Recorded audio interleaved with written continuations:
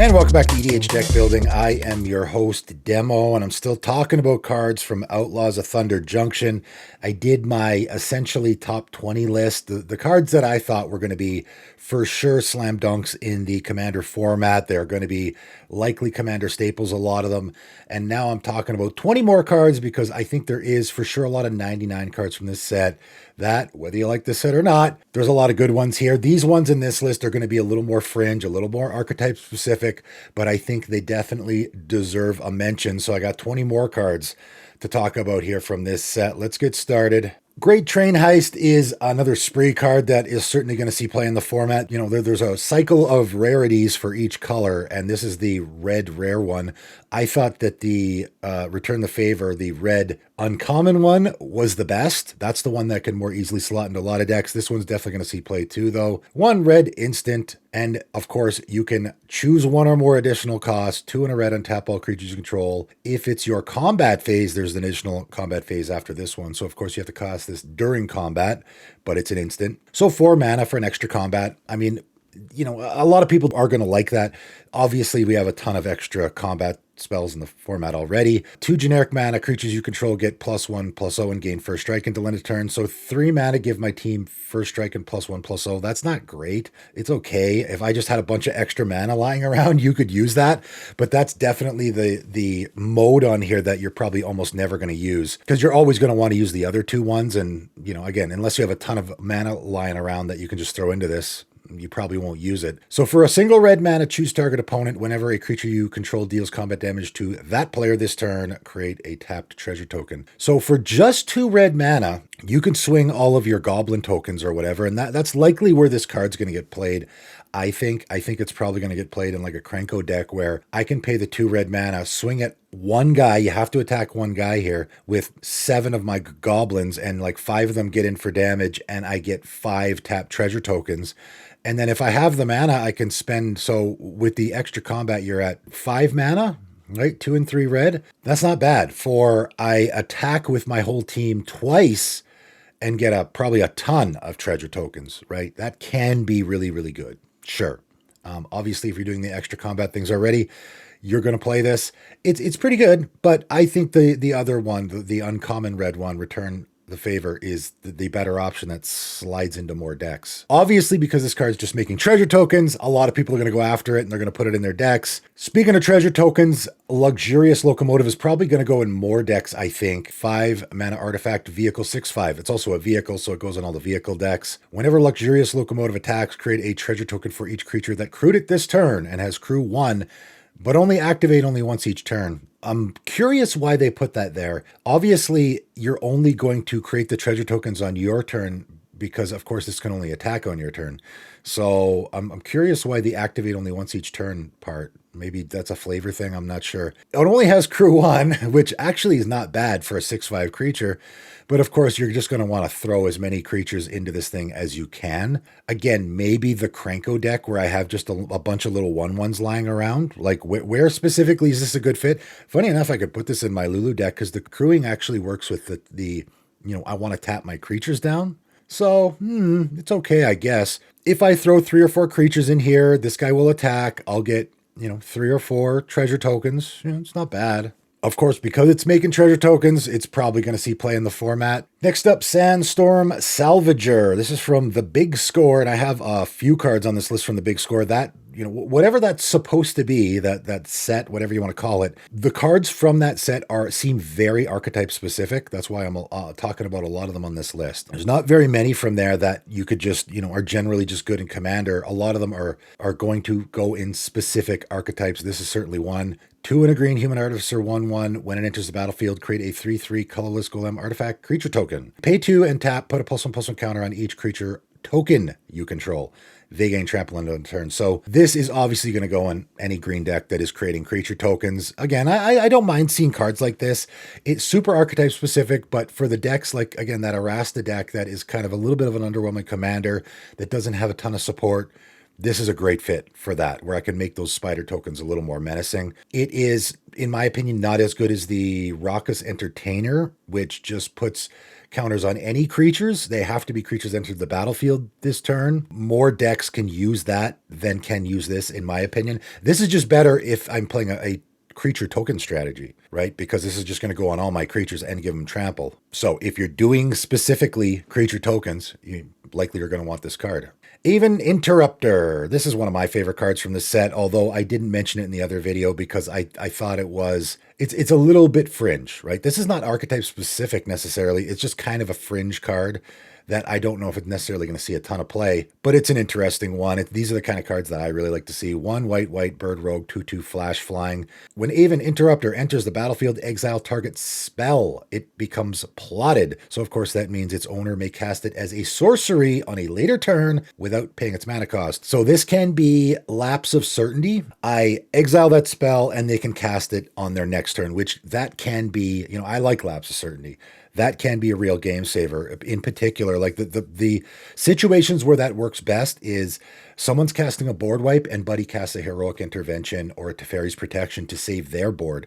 That is almost a game-winning situation for them sometimes, right? If someone's casting a Farewell and Buddy casts a Teferi's Protection, so all of his stuff phases out and he loses nothing, he almost has the game won.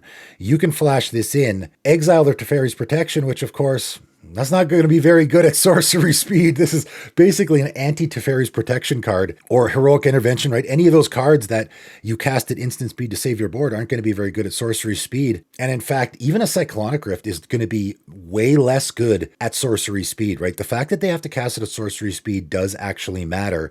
But also, spells your opponents cast from graveyards or from exile cost 2 more to cast. So of course, that card they're going to be casting, the plotted card, is going to cost 2 more. But also, of course, that ability, you might want to slot it into your deck just for that ability, right? So the other ability of exiling a spell, maybe you don't care about. And maybe your opponent has a guy playing in your play group has a Prosper deck. This is going to be fantastic against a deck like that, right? Any deck where they are casting from exile or from graveyards. And of course, the cast from exile or cast anywhere from your hand, they've been doing an absolute ton lately. They did it a bunch in this set. That's probably why they printed this card in the set. Funny enough, I thought this was kind of a funny fringe card. It might actually be a more sought after card from this set simply because the cast from exile or cast from anywhere other than your hand archetypes have been super pushed in the format lately, and there's so many commanders doing it and some really popular ones as well. So this might not be as fringe of a card as I think it is going to be. Next up, Mage, Bane, Lizard. This is another one I like a lot. 1 on a red, Lizard 1/4. Whenever a player casts a non-creature spell, Mage, Bane, Lizard deals damage to that player equal to the number of non-creature spells they've cast this turn. So this is a symmetrical effect. I love symmetrical effects. I think they're really fun. This is certainly fringe. It is a card, like this is going to deal a damage every time you cast a non-creature spell, right? If someone casts their Mana Rock, this deals them a damage. If they then cast another Mana Rock, this is now going to deal 2 damage. This actually is a pretty great fit. Like in a group slug deck, you're definitely going to want this. This is a fantastic fit in a group slug strategy. I also like it, and I'm giving it consideration for a couple of my decks because it's also really good in the non-combat damage theme if you're doing that. If you're throwing non-combat damage around, if you have one of those decks that like a Soulfim deck, something like that, right? There's again a few commanders that are doing that. You want to be dealing non-combat damage to your opponents. This is going to do that a lot. It is going to hit you as well, so you do have to be careful, but this is just a really neat card. I like it a lot, and I think it does fit into a few decks for sure. Let's talk about Pillage the Bog. Green, black, sorcery. Look at the top X cards of your library, where X is twice the number of lands you control. Put one of them in your hand and the rest on the bottom of your library in random order. I mean, pretty basic, honestly. It also has plot, which, I mean, I find the plot ability to be very underwhelming. It doesn't work on most of the cards it's on. It's basically a worse foretell. I know you don't have to pay for it after, but in most of the cases, I'm looking at these cards and I'm thinking, why would I plot this at all? Like this card, for sure, why would I ever use the plot? The plot cost more than the original cost.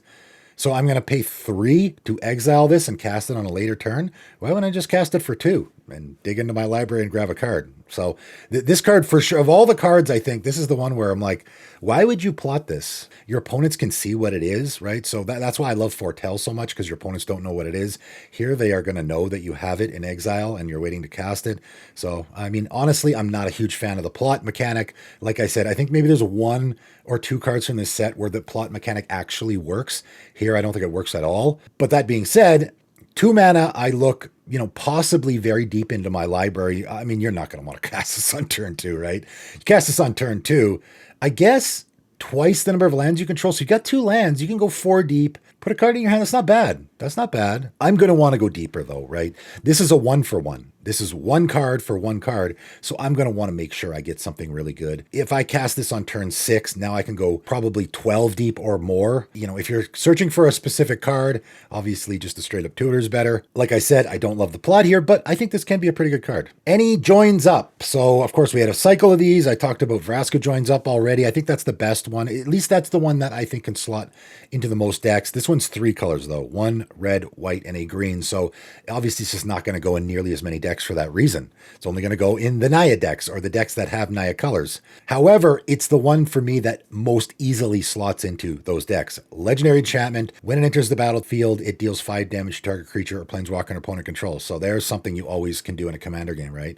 I mean, I guess if you play this when there's no creatures on the battlefield, you can't use it, but I don't know why you would do that. You're just going to have this come down and you're going to kill one of your opponent's creatures. Then, if a triggered ability of a legendary creature you control triggers, that ability triggers an additional time. There's that wording that we are so used to seeing in every single set now. So this just becomes an auto include in any Naya commander that has a triggered ability, I think, right? I mean, I don't know if I would do this, but I think likely a lot of people, if they have a Naya commander with a triggered ability, which I'm sure there are a bunch, this is just an auto include. I just throw it in there. And even if you have, I guess like a KNT, right? There's a 4-color commander with the Naya colors that you can put this in. That has a triggered ability, right? So on your end step, that triggered ability of everyone draws and puts lands into play is going to trigger twice. So maybe you could slot it in there as well. It is kind of fringe, mostly because of the colors. Obviously, if this was a mono green card, it would go in an absolute ton of decks. But because it's 3 colors, it's just not going to go in nearly as many, right? I'm sure a lot of people are talking about Lotus Ring. It's probably likely getting more buzz than it deserves, simply because it has the name Lotus on it and it's doing, the Black Lotus thing. So people are getting super excited about it. I am going to talk about it here. Likely this is going to be one of the most overrated cards from this set, I think. I don't think it's particularly good. It's already looking really expensive. So 3 mana, artifact equipment, and has equip 3. Okay. So it's going to cost 3 mana, and it's also going to cost 3 mana to equip. Has indestructible. So this equipment is indestructible, but unlike a Darksteel Plate, it doesn't give the creature indestructible. It itself is just indestructible. Equipped creature gets +3/+3 and has vigilance. And tap, sacrifice this creature, add 3 mana of any color. So it's doing the Black Lotus thing, right? And that's why people might be getting really excited about this card. I mean, I already talked about this. I did a spoiler video on my Patreon for my patrons, and I was talking about this, and I was like, it doesn't seem that good. If I was going to put an equipment in my deck that I actually wanted to equip on one of my creatures, any of the Sword series is better than this. Those cost 3 and only equip for 2, and they're going to give me way more, right? That's not why I'm playing this card. I'm not playing this card because, obviously you're going to sacrifice the creature that it is on. So that's what you're going to be using it for. And this is the only place I can see for this being a really good fit, okay? What this card does, it is a fantastic sack outlet. I don't even know if it's a fantastic sack outlet, but it's a pretty good sack outlet. That's how I see this card being very usable. Like +3/+3 in the vigilance are kind of funny on a card where I want to be sacrificing the creature that it has equipped, right? There's maybe a couple fringe scenarios where that actually might be usable. For me, you're probably going to be using the +3/+3 vigilance part, or you're going to be using the sacrifice. I guess you can equip this to a creature early in the game and just use it as an attacker. And then later in the game, when you need the mana, you can sacrifice that creature to use a Black Lotus effect. I guess. Okay. For me, though, this is a pretty good sack outlet, because what you can do is, let's say I'm in an Aristocrats deck. I got like 6 creatures in play, tokens or whatever that I want to sacrifice. You equip it to the first one. You sacrifice that to add 3 mana. And of course, you use that 3 mana to then equip it to the next creature and so on down the line. So you end up basically sacrificing your whole team for free, which there's already ways to do that. In fact, there's better ways to do it, like an altar effect. You will end up with 3 mana in your mana pool at the end of this. Again, that to me, that's the best use for a card like this. I don't know. Maybe people are coming up with other better ways to use it. For me, I look at this card and I'm like, yeah, that's okay. I don't know. It doesn't seem that great. There are some fringe ways where it can be good, though. Another card that people might be getting super excited about, but again, to me is very fringe, Tarnation Vista. And of course, lands are always going to get a lot more buzz in the Commander format because they're so easy to fit into decks. Tarnation Vista enters the battlefield tapped. As it enters, choose a color. Add 1 mana of the chosen color. So that's not great, but it's okay. Pay 1 and tap for each color among monocolored permanents you control. Add 1 mana of that color. And this is where people probably are going to get excited about this card. I'm not sure. The pricing here is insane on these cards already. I don't know if it's because the big score is going to be hard to get your hands on, possibly, maybe. Maybe people are getting really excited about some of these cards. This is going to be one of those save your money situations, in my opinion. Okay. So obviously, this is going to go in a deck where I want more colors, okay? So already I'm in a bad situation, possibly, because if I'm in a 5-color deck where you would imagine this would be the best fit, this is a land that's coming into play tapped and only adding 1 mana. Now, I get to pick which mana. Still, though, that's not great. So I have a land tapping for only 1 mana in my 5-color deck. However, it's got this other ability, right? That ability is almost useless, though, unless I have those monocolored permanents in play. If I only have let's say a red monocolored permanent and a green monocolored permanent in play, let's say I got a red enchantment and a green creature, now I'm going to pay 1, and this is essentially a Gruul Signet. That's what's happening here, right? I'm paying 1 to add a green and a red, which is okay, right? It's very just okay. You really need to get 3 monocolored permanents in play for this to be, in my opinion, worth it.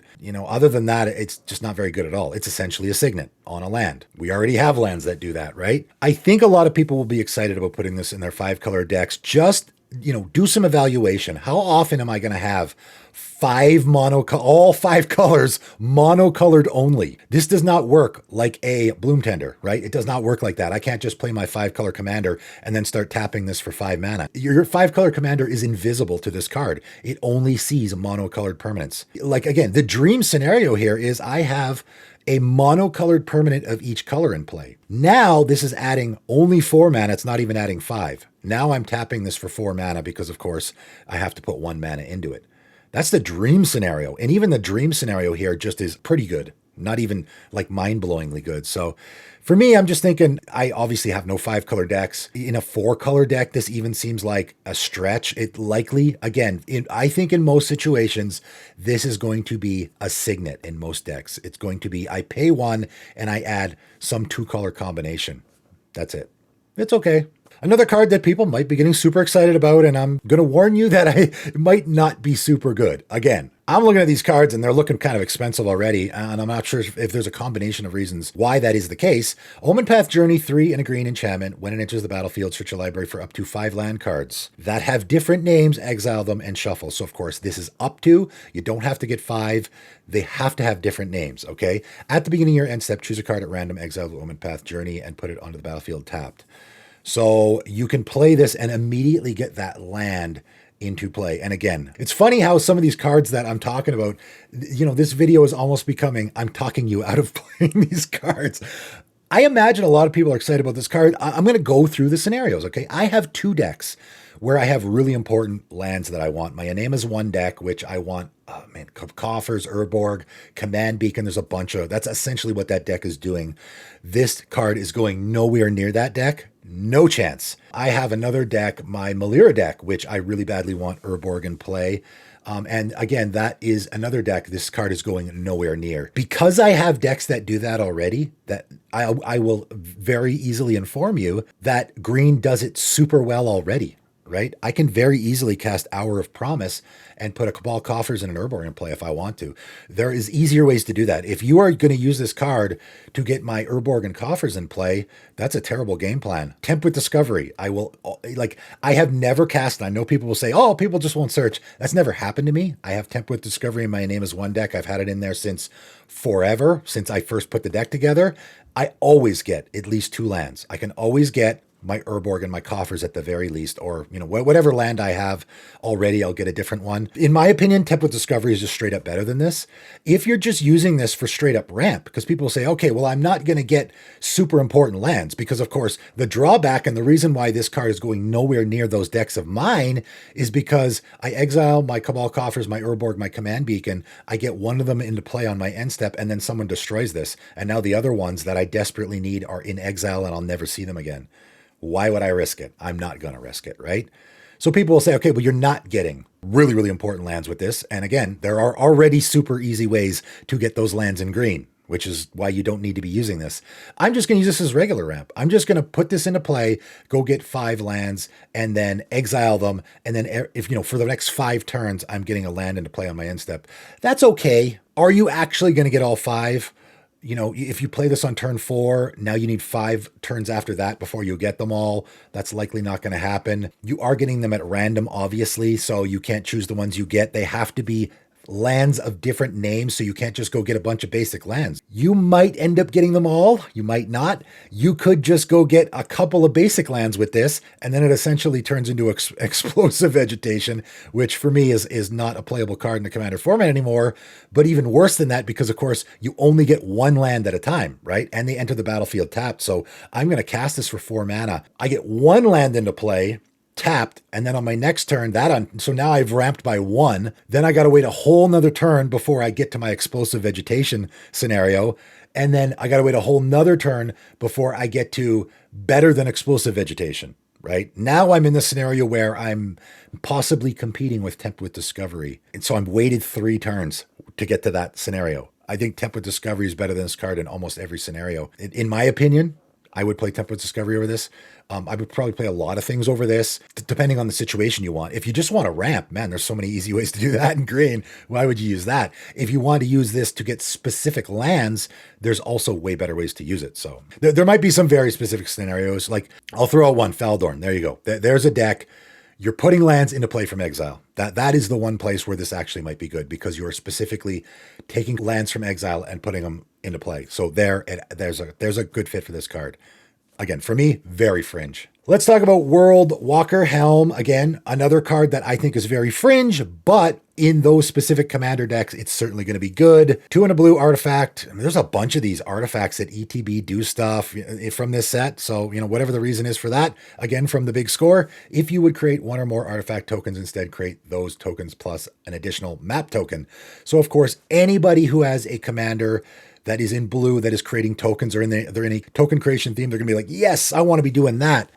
Map tokens are just okay. You know, again, it's like a card that says, if you would create a token, create that token and a food as well. It's like, yeah, that sounds good, but food tokens are just not great, right? Map tokens are okay. They're better than food tokens. They're more usable. You are going to get a little bit of value out of them, not great value. So for me, it's going to be that food token situation where I have a feeling that if I throw this in my deck where I'm spitting out tokens for whatever reason, I'm probably going to be spitting out map tokens that are just going to sit around. Now, they are artifact tokens, and that is where this can be really good.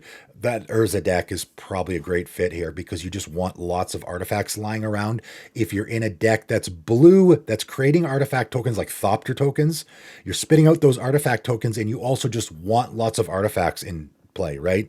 Those Karnstruck tokens are probably, you know, again, the Urza deck or any other deck that might be doing that, because of course the map tokens just add to your number of artifacts in play. That's where this is going to be a slam dunk.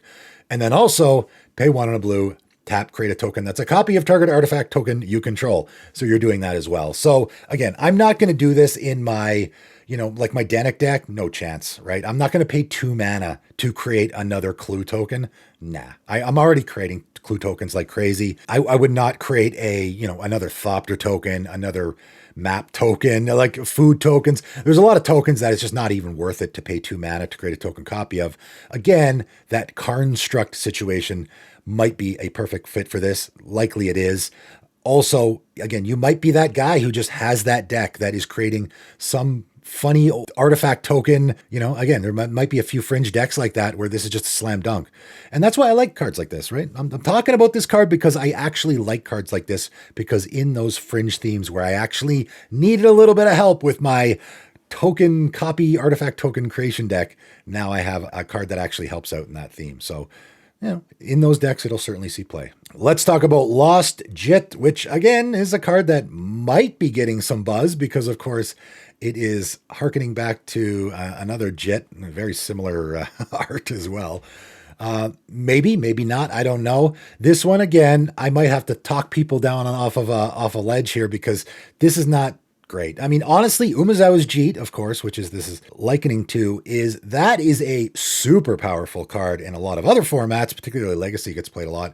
I hardly ever see that card in Commander. It's okay. It's good. It certainly is a great equipment. In the history of Magic, it's one of the best. In Commander, you don't see it much because the benefits it's giving you are just okay. Here, I think we're even lower down on the scale. So 1 mana, legendary artifact equipment, and equip 1. That's good. It only costs 1 and only has an equip 1. Wow, right? So it doesn't get much better than that. When equipped creature deals combat damage, put a charge counter on it. And I will just say, again, I've done the charge counter theme on my channel. If you are a guy who's doing that theme, this could, it is using charge counters. Also proliferate themes. You can proliferate the counters. Sure. Okay. Remove a charge counter from Lost Jit. Untap target land. Target creature can't block this turn. Put a +1/+1 counter on equipped creatures. So those are all very, I would say, again, if you're in a deck where, man, maybe you just really want that untap land, right? Maybe you're a guy who you have a deck that specifically wants to be untapping lands for whatever reason. This could be good. This is a colorless option for untapping lands. So there's that. Target creature can't block this turn is, I don't know, that's pretty bad. I don't think you'll be using that very often. It's not even this creature can't be blocked this turn. It's only target creature can't block this turn. So that's not great. And putting a counter on equipped creature, yeah, I mean, there's so many ways to put counters on creatures already, even colorless ways to put counters on creatures already that I don't know if you're going to want to use this. This is just very okay. For me, that the only reason I would really put this in a deck is maybe I'm doing the charge counter theme, or maybe I have a deck where I have a Gaia's Cradle or something that I want to be untapping. But again, if I'm in green, I probably already have better ways to untap lands. A colorless deck or some deck where I don't have a lot of great ways to untap lands and I need to do that. This could be a good fit there. It's certainly, for me, I don't think is going to see a ton of play in the format. Old Tech Matter Weaver might see a little bit more play in the format. This is an interesting card. 2 and a white, Human Artificer, 2/4. Whenever you cast a creature spell, choose one. Create a 1/1 colorless gnome artifact creature token. Create a token that's a copy of target artifact token you control. So the reason why this is in this list, and again, this might be a card that people are talking a lot about. For me, it is a very fringe card because you are in two very specific themes that are disparate from each other, right? So whenever you cast a creature spell, so here's a theme. Okay, I want to put this in a deck where I'm casting creature spells, but it's creating token copies of artifact tokens. Like, wait, that where does that fit, right? So those two themes you don't see them together very much. That's why I think this is more a fringe card. I will say I'm giving this consideration for my Benny Brax deck because I do have a fair amount of creatures. I am casting creatures. I'm not doing it a ton though. Am I going to do it enough that would warrant me getting this trigger? Obviously, creating the tokens is good, and creating copies of tokens is good. Of course, you can create a copy of the token that you've created, the gnome token that you've created. So that does work. This to me, though, is very fringe because what it's doing, there's probably very few decks that are both casting creature spells regularly enough so that I'll get this trigger a lot and also want to be, how many decks out there want to be creating colorless gnome artifact creature tokens? Probably not very many, unless, of course, like a Benny Brax deck. Also, they'll create a token that's a copy of target artifact token you control. So again, maybe you're in that deck where you want the copy of the artifact token, like that Construct, but how often are you actually casting a creature spell enough to get that trigger where you would actually want it, right? That's the part where you might run into a little bit of a tough spot where, man, this seems like a slam dunk in my Urza deck because I want to create more of those constructs. But how often are you casting an actual creature spell? Maybe you are casting artifact creatures a lot. And so you will get that trigger. So maybe it is a good fit there. You'll have to see, right? You'll have to play test it and find out if it's actually worth it. This could be a card that I think, for me, a lot of people might shoehorn into their decks where they think it's a great fit, and then they will later find, I'm actually not getting that trigger as much as I would hope. I might try this out in my Benny Brax deck. I really like the art. The art's super fantastic on this card as well. That usually puts me over the top when it comes to trying a card out in my deck. Maybe it'll work in my Benny Brax deck, maybe not sure. Savvy Trader, again, super archetype specific card. but there is a lot of decks in this archetype now. They're, like I said, they're going after this a lot lately. Savvy Trader, 3 and a green, human citizen, 3/3. When it enters the battlefield, exile target permanent card from your graveyard. You may play that card for as long as it remains exiled.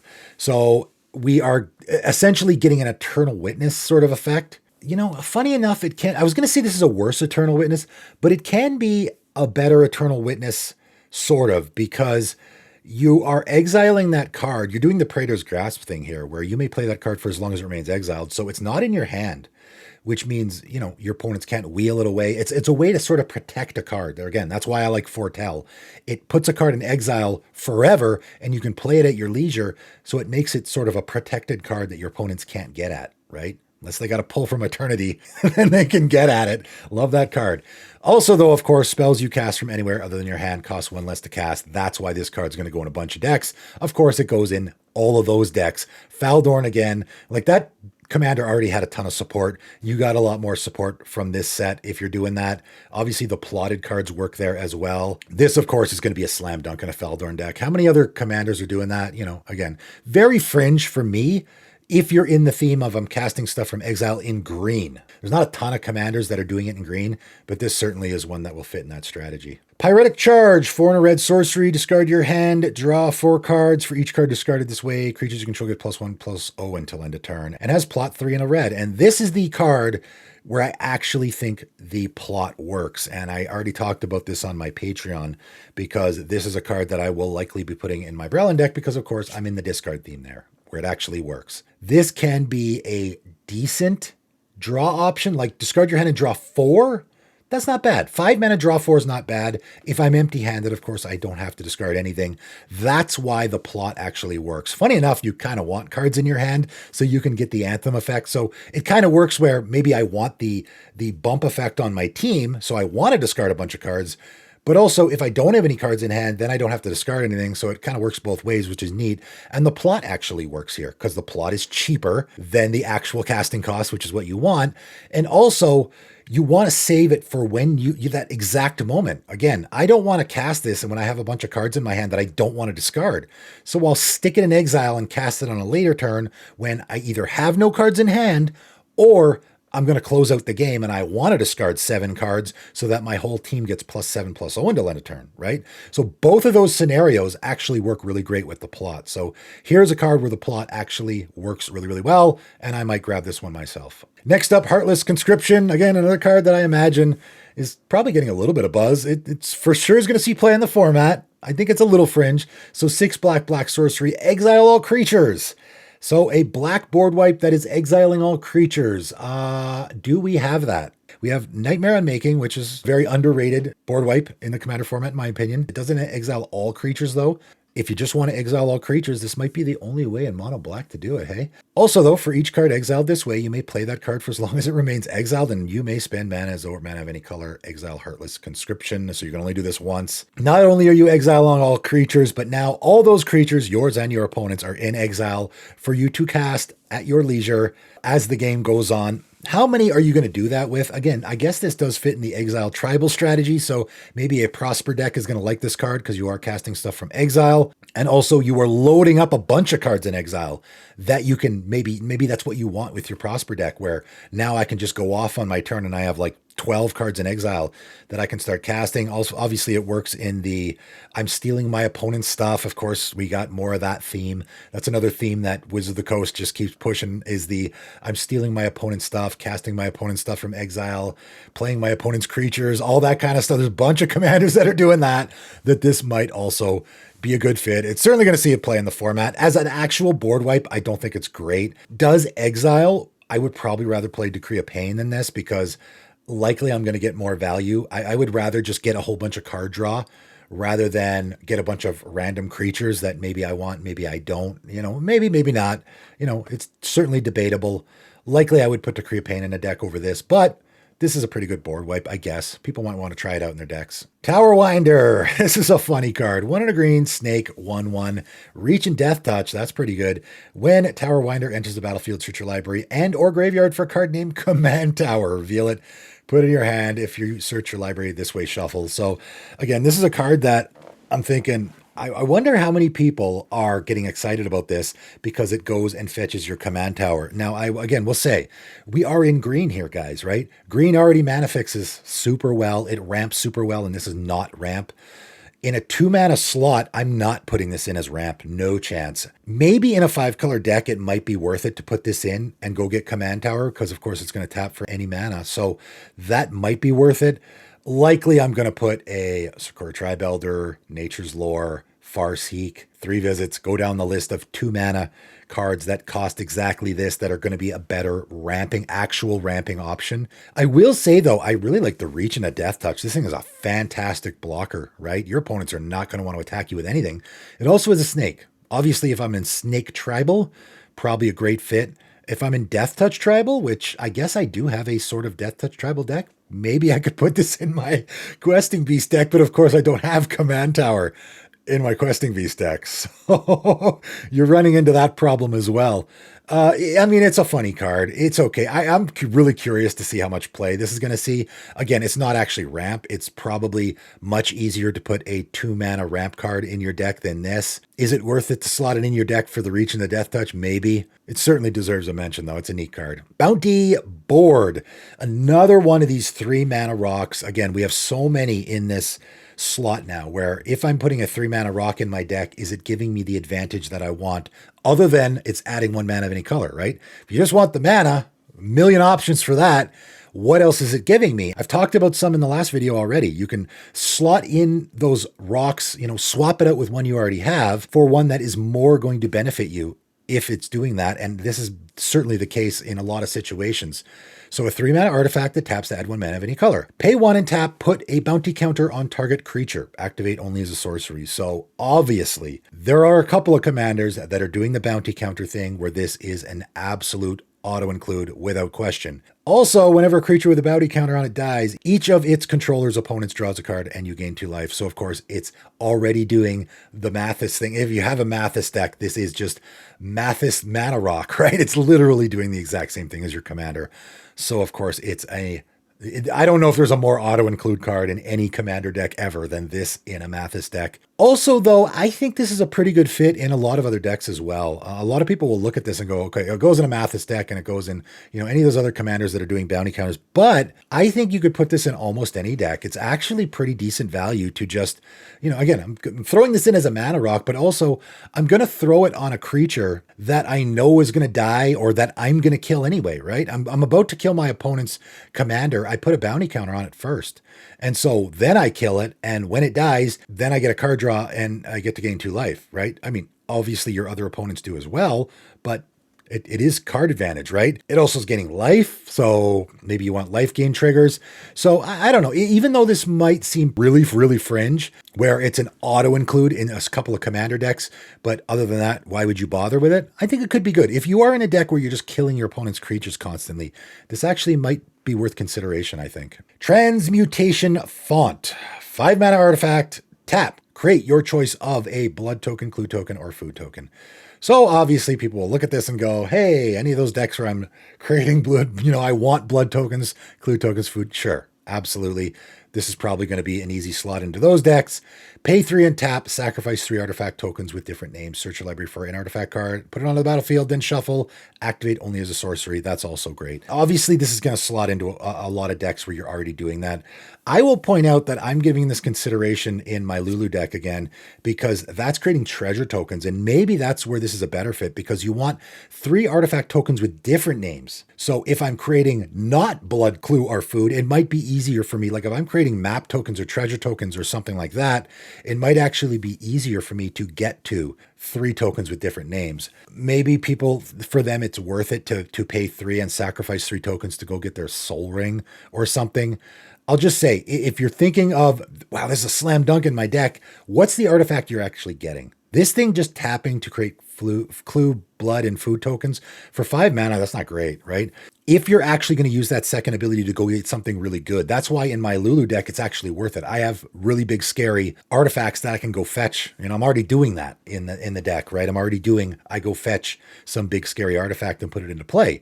If you got a Blightsteel Colossus and a Chroma's Memorial, something that's actually worth it to go get, right? If I'm going to go through the trouble of pay 5 mana for this, I tap it a couple times to get the appropriate tokens, then I tap it again on the next turn and pay 3 mana, sacrifice the tokens, go get a Soul Ring or like, what are you actually getting? A Lightning Greaves? Like, is it actually worth it for you? If you're gonna slot this into your deck, just think, is the artifact I'm going to go fetch actually worth it? That's all I'm saying, because it is a lot of work to go get it, right? So again, there are a couple of decks where I think this is a slam dunk, really, really good.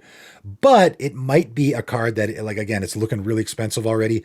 People might be getting a little too excited about this because they like the idea of, okay, well, I'm already doing artifact tokens and it's so easy for me to put this into my deck and then I can just sack those to go get whatever. But what are you actually getting? Do you actually have a good target? How many decks out there actually have a really, really good artifact that they can go put into play? Lastly, I'll talk about Formori Vault. And again, this is one I was just going to talk about sort of on a lark. I'm like, that seems pretty good. It's looking really expensive already. Again, I'm not sure what the deal is with these big scorecards. Maybe they are hard to get your hands on, but you know, this might be one that a lot of people are getting maybe a little too excited about. I don't know. It's okay. Again, it's a land. So for that reason, it's super easy to slot into a deck. Taps to add a colorless. So already we got not great. I mean, it doesn't enter the battlefield tapped, but it's only giving you colorless mana. So for me, if I'm putting this in a deck, I don't love going above 2 colors for colorless lands. If I'm going to put a land into my deck that only adds colorless mana in a deck that has more than 2 colors, it better be really good for me, because it's going to probably hinder me the entire game, right? The entire game, I have this land that's only tapping for colorless. So it better be worth it for me. And I think that this is just okay in most decks. Pay 3 and tap, discard a card. Look at the top, X cards your library, X is the number of artifacts you control. Put one of those cards in your hand and the rest on the bottom of your library in random order. So that to me seems like it's really good in a few decks and just not great in pretty much every other deck. I was giving this consideration for my Browlin deck. If it's going to be a super expensive card, there's zero chance I'm actually going to spend the money on it. The only reason I was going to put it in my Browlin deck is because I'm already discarding cards, right? If you're already in a discard theme, it seems good. If you're already in a theme where I plan on having lots of artifacts in play, it's pretty good.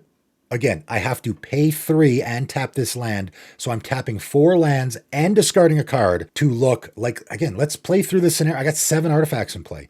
So I get to dig 7 deep into my deck and look for, that seems pretty good. Again, that's not even great in my opinion. It's just pretty good. And that's kind of the dream scenario here, right? What if you only have 3 artifacts in play? Now I'm tapping 4 lands and discarding a card to look 4 deep, right?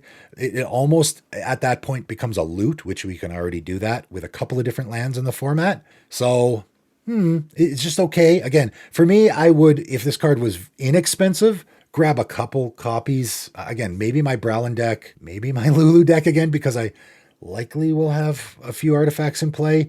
I don't know. This to me, again, might be a little bit overhyped. Maybe if people are getting excited about this card in other formats, it could be really, really, you know, again, in Commander, it's just okay.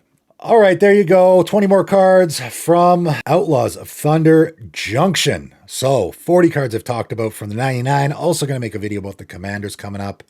Stay tuned for that. You guys let me know which of these cards you're going to be slotting into your decks. Probably the ones that are super archetype specific. I mean, again, if you got a Mathis deck or like an Urza deck, probably you're pretty excited about some of these. A lot of them are very archetype specific, but a lot of them also I think are getting a little overhyped. Maybe you need to save your money. So a little bit of a warning there as well. Let me know what you think in the comments below. That is it for today, and thanks for tuning in.